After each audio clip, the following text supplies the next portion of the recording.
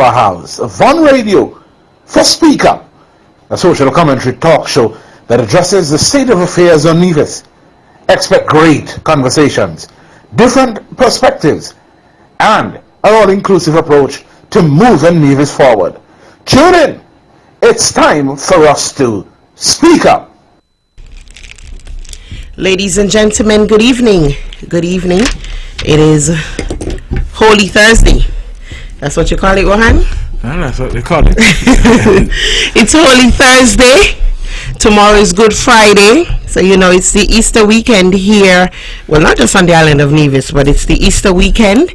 And we know that many of you will be observing it in many different ways. But we are starting it off right here on Speak Up, the Eastern Caribbean's powerhouse, for another edition of Speak Up. I am Jaedee Caines, and as always, I am here with my colleague, Mr. Rohan Isles. And of course, we have lots to talk about this evening. A lot is happening, sometimes not in a positive way, on the island of Nevis. And this evening, we hope to keep you entertained and engaged, informed as well, for the next 30 minutes, or about 28 minutes or so. I'll go across the table and say good evening to my colleague, Rohan. Good evening, Rohan. Good evening, Jaedee, and happy Easter to you, and happy Easter to our listeners, and those who are joining us for the first time, and those who are accustomed to joining us. As usual, we want to extend congratulations to those who are celebrating with a birthday anniversary or anything that you deem necessary to celebrate. Of course, you are on the land of the living, and that is enough reason to have a celebration. I think last week, Jaedee, we did commend and extend congratulations to the 4 Division athletes who would have made their way to Jamaica earlier today. Yes. For the, I think it's the 49th. Yes, correct. Edition of the Carifta Games. Yes. And of course, we continue to support our athletes and to wish them well. We're expecting good news out of Jamaica over the weekend. Of course, we want to extend congratulations to the Sugar Girls who continue to do well. I think they defeated Guatemala 2-1 and then defeated the US Virgin Islands 6-0, and so congratulations to them as well. To those who are having a difficult time at this moment, we continue to extend our best wishes to you and to let you know that you're in our thoughts and our prayers, really. Definitely, definitely. So yes, happy Easter to everyone who observes this holiday at this point in time. I too want to join Rohan in extending congratulations to our sporting men and women. They continue to do well, representing our island and our federation quite well, and so we are proud of you, and just keep at it. The countdown is on to the Gulf Insurance Inter-Primary School Championship.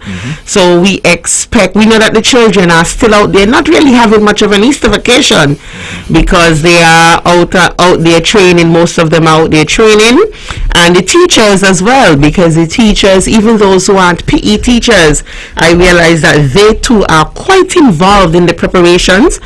So I just want to commend you and thank you so much for your time and your efforts. I know some of you may be grumbling silently that I didn't get an opportunity to have a vacation. Just know that your efforts are appreciated. I saw just today a parent commending the Gingerland Secondary School for having extra classes for her child, and I know that, you know, there are many others who do that, so kudos. So you may think that your work is going unnoticed, but not at all, because there are parents and others in the community out here who are looking on, and we are so pleased and we thank you so much. Now, Rohan, since we came here, there has been a lot of buzz, a lot of talk. One incident that stands out to me is an incident on the beach, one of our beaches here on the island of Nevis. And that incident involved a lady on the beach, based on what I'm told, a lady who was on the beach seemingly annoyed and aggravated at the fact that children were, along with teachers and coaches, were on the beach training at that time. There was a video clip. Naturally, we didn't see what happened before and we didn't see what happened after. But there was a video clip, about 30 seconds or about a minute, that went viral. Rohan, I know you've seen that video. I know that you've seen the comments on social media. I know that people have been talking to you. What do you have to say? Really, it was.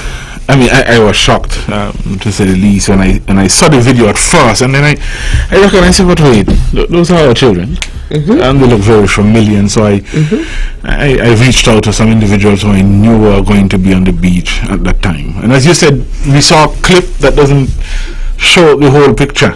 And if you get an understanding of the entire picture, it's worse than what you saw, because a lot happened prior to. The individuals starting to tape, and I think what happened prior is what really prompted the taping of the incident. Listen, those are our children on our beach, in our community, and it really stung, because these are young children under 12. 12 and under, and as I said, if you get an idea of what happened prior to, then you begin to see how egregious the actions were. Our students were not just threatened verbally, but they were threatened with physical action. When you're going to walk among running athletes without any key as to what physical damage you can do by that, when you're going to line their path, when you're going to pull beach chairs, I mean, you're really set out to disrupt, and in my clear estimation, you were set out to do harm in an attempt to get young people using their beach to leave. And what was even more disheartening was the fact that a high-level response, a response from this government, came 3 days later in a manner that suggested that they were unfamiliar with whom the offender was, and that the person had apologized, and that should be it and be all and end all. But she hasn't. She didn't, and she hasn't. The spouse has been the one who has been trying to make amends, so to speak. And we heard of how donations were to be made, and I said to myself, listen, I mean, knowing my colleagues, they're not going to entertain that. That may have to be a directive from higher up. I mean, it shouldn't take that level of disrespect for you to say you want to give a donation. For me, that is almost the slavery mentality. Give the house slave some money and let's hope that it dies down, or they are quiet. Yep. And so it's not going to go away.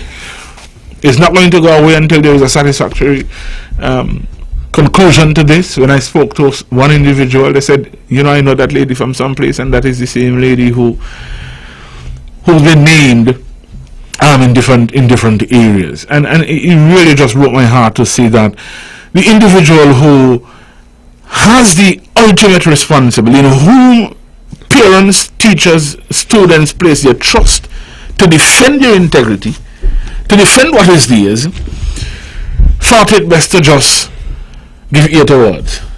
And that was disappointing, and we're not satisfied that has been the response, and we are going to continue to agitate until, because as I said in one post, Jaedee, had any one of us even tried what she did in Russia,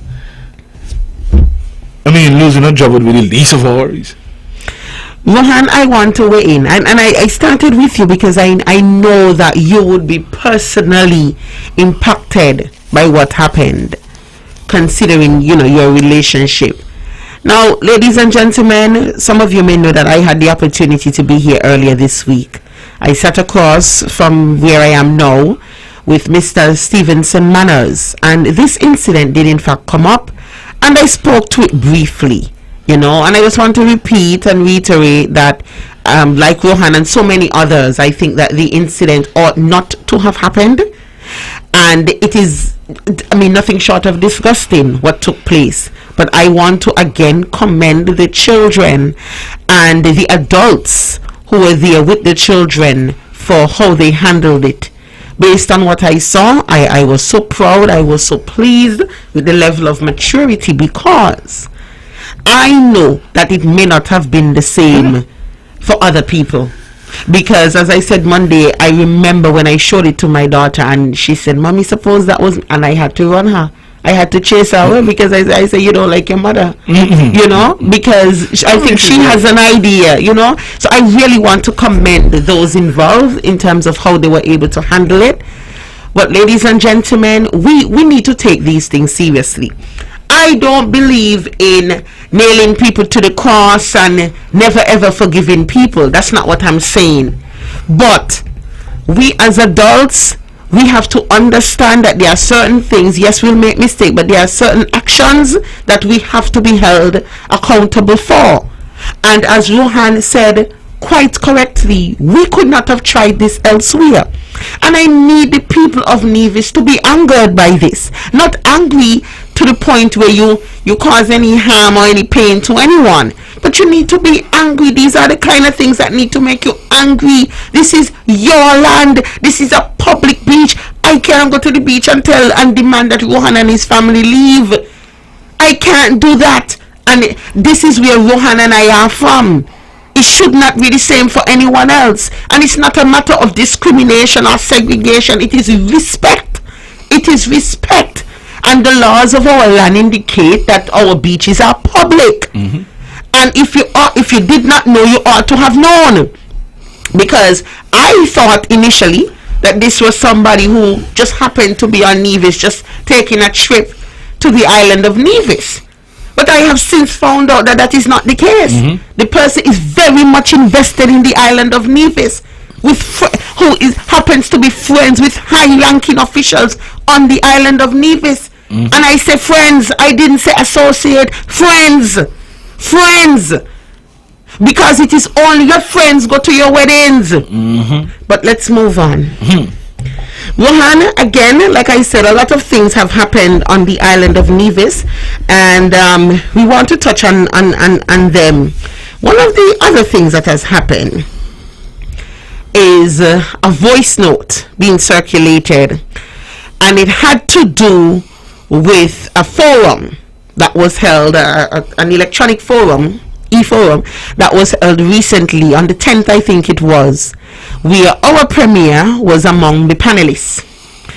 And among other things, our premier spoke to a hot topic, something that hit home for me here on the island of Nevis, and it had to do with vote buying. Have you gotten an opportunity to hear that? No, I saw it. I saw the forum. It was basically about constitutional reform. Yes. And it was former Democratic leader Volder de Biza who put the question directly to the Honorable Premier Brantley. Quite interesting. And I was telling somebody the backstory as to why I figured she did that. But I took time to listen it over and over again to make sure that what I heard was what was said. I mean, it was incredible to hear the Premier say to take the money. Let me say that again. Take the money. With a legal background. Take the money. What do you call that? Is it cheating in elections? Is it cheating? Buying votes? And so I got that he was encouraging the act. Now, and he goes on to say, and we've been saying it is an insult, or it should be an insult to voters, considering what our forefathers and our forebears had to go through to get that sacred right to vote. Yes.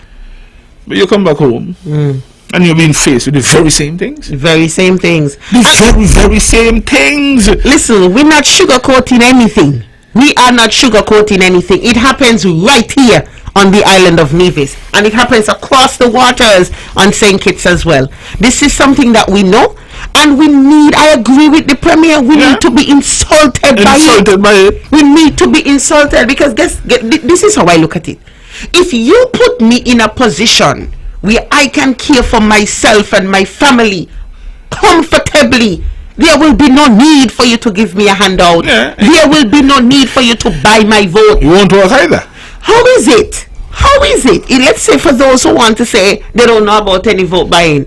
How is it that the money that you get only comes around every 4 years, every 5 years? How is it? Yeah. So let's not call it vote buying. Let's call it giving you the money close to an election then.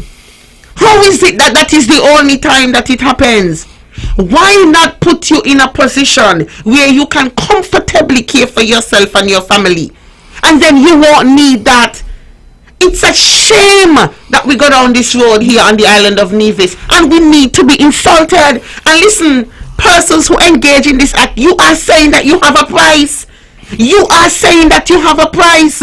Yes, you may say, I have bills to pay and I have children to feed, but remind the politicians, myself included, that you have children to feed and bills to pay all the time. Mm-hmm.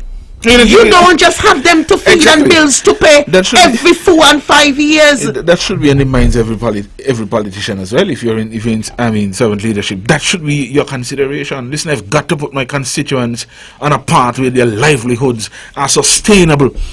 Not at a point when we are taking advantage of people's struggle, because I find it to be that is the case. You prey on the fact that so many people are struggling, and so to pass a $500 or $1,000 because of the situation, people more often than not are going to say, boy, I could do well with that. But I've been trying to tell people, when they come, whoever they are, tell them you want to get in the payroll. Okay. Tell them you want $36,000 a year. Ladies and gentlemen,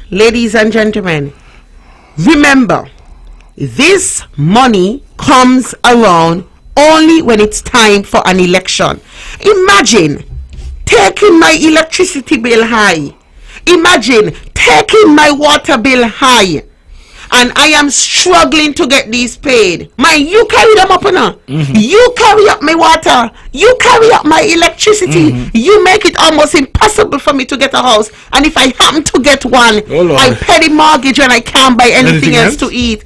So you put me in this position, and then you come behind and say, here is $500. So you put me in the position. Why not put me in the position to begin with? Ladies and gentlemen, you have to wake up. 500 for 5 years. Mere cents a day. Okay. Ladies and gentlemen, you have to wake up. If you don't think you deserve it, your children must deserve it. And so that brings me to this thing about things to think about when going into an election. Before you make your X, there are several things that you need to be thinking about. You can't say, I am going to stay home because my vote doesn't count. If your vote doesn't count, then it means that you're not going to be impacted by the decisions that are made. I hope you're not the ones complaining after because you chose to sit at home because my vote won't matter. How do you know that your vote won't matter? There are many things that you have to think about. Rohan, tell me some of the things that people need to think about. Yeah, you want our people to think about before they make their X. I started this. We've got to look at creating generational wealth for families. And you have got to look at who is best placed to grant you that kind of opportunity.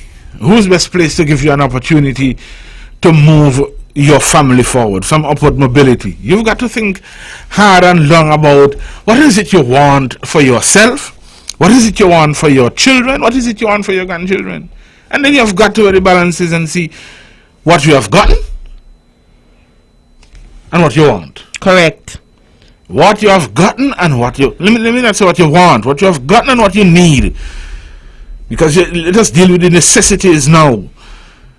What is it you have gotten for 5 years? And as you rightfully say, we have got to get away from this notion of not voting because it doesn't count. It's 5 years you got to wait to get that opportunity again. 5 long years to get it, barring any special election. But you have got to consider what is it that you need now, tomorrow, and well into the future. Listen to them about creating generational wealth. I think our people have been suffering a little too long. This constant month by month and always hand to mouth. Yes. Listen, I think we have enough creativity, we have enough energy, we have enough wherewithal to use our resources to impact people's lives positively. And I'm talking about all of our people. How is it that some of our people who support political parties, whether in government or opposition, and let's be real, that these people are doing well? Mm-hmm. They're not bothered by the $18 at the pump. They're not bothered by the $7 of green pepper that is in the supermarket and nearly pass out today. But yet they turn to, as you would say, the masses and say, vote this way and vote that way, and you're providing absolutely no help, not even a little hope that tomorrow is going to be a better day than it is today. I've been saying it a long time. We've been saying it, Jaedee. Listen, it has always been an NRP government to the rescue. And I don't think there's been any more or greater need now in the history of Nevis than now for an NRP-led administration. Ladies and gentlemen, let me ask you some questions. You don't have to answer them from where you are. You just have to think about them. And I know eventually you will find the answers. If you are to get hospitalized tomorrow, can you pay the bill? When was the last time you had a health checkup? Can you afford to get a checkup? Are you able to purchase the relevant textbooks, school uniforms, and everything else that your children need when the time comes? Are you able to comfortably pay your bills? Are you making a salary that you can comfortably live with? These are some of the questions that I want you to ask yourself. Do you see opportunities for your children in the future? Is your child in the same class because he or she is just as bright as any high-ranking official on the island of Nevis? If that is the case, does your child have the same opportunity to go to the same university as a high-ranking official's child? Are you in a position to afford these things for your child or children? I mean, these are some of the questions that we need to ask. Do you think that healthcare is affordable? When you went to the supermarket today, did you pick up your items and confidently go to the cashier? Or did you put back some because you couldn't afford it? Because I know I put back some. These are some of the real questions that we need to ask. When you go to the pump, are you able to fill your vehicle with gas and be able to pay for it? Did you not get a near heart attack this week when you opened your electricity bill? Oh Lord. Are you comfortable with what you pay for water here on the island of Nevis? These are some of the questions that you should ask. And I'll go further based on a near tear experience that I got this week from a parent. Are you one of the parents whose internet service was disconnected because you were on a program, a subsidized program by the government that was created during the COVID-19 pandemic, considering the fact that children were not in school full-time or at regular periods and they had to engage in online class? Are you one of the parents who has since gotten their service disconnected, knowing that your child is still on a shift system where they go to school some days and are home for online school on some days?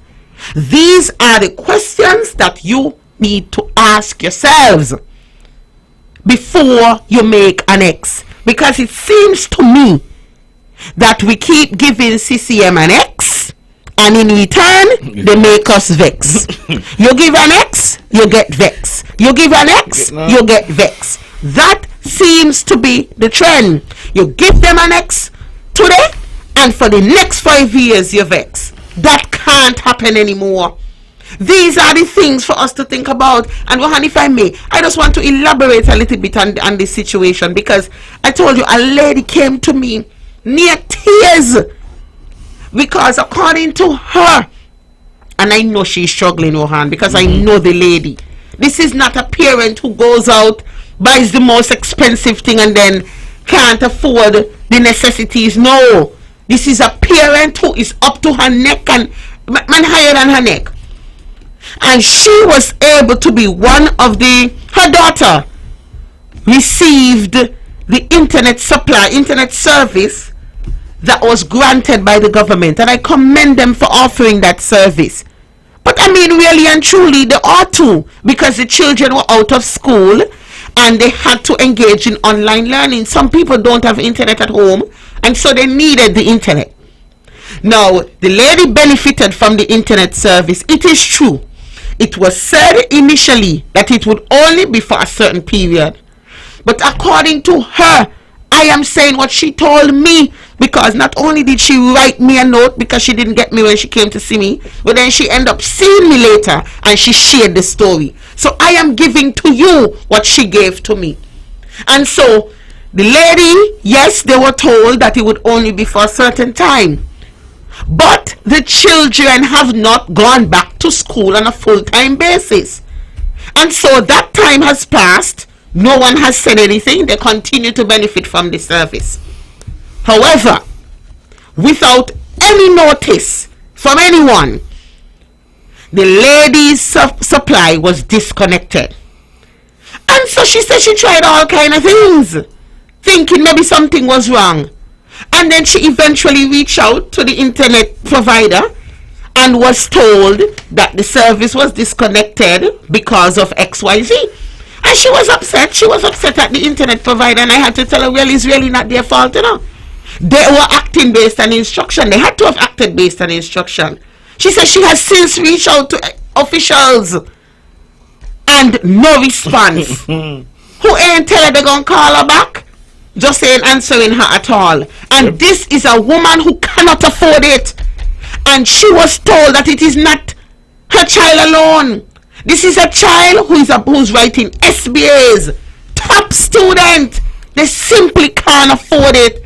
School reopens shortly. How will she have online school when she has school in person some days and online some days? Then Rohan, I submit. Why not then just put all the children back in school? Put them back in school, and then you don't need to have the service. And there was no warning. These things can happen, Rohan. You know, Jaedee, they very well maybe run into, I think we got that from some cabinet submission sometime, but that's not even all, Jaedee. Even if they go back to school full time, you're saying she's doing SBs. The internet service will be required. And I think we need to get to the point where we are really understanding how our social safety nets work, how they should work.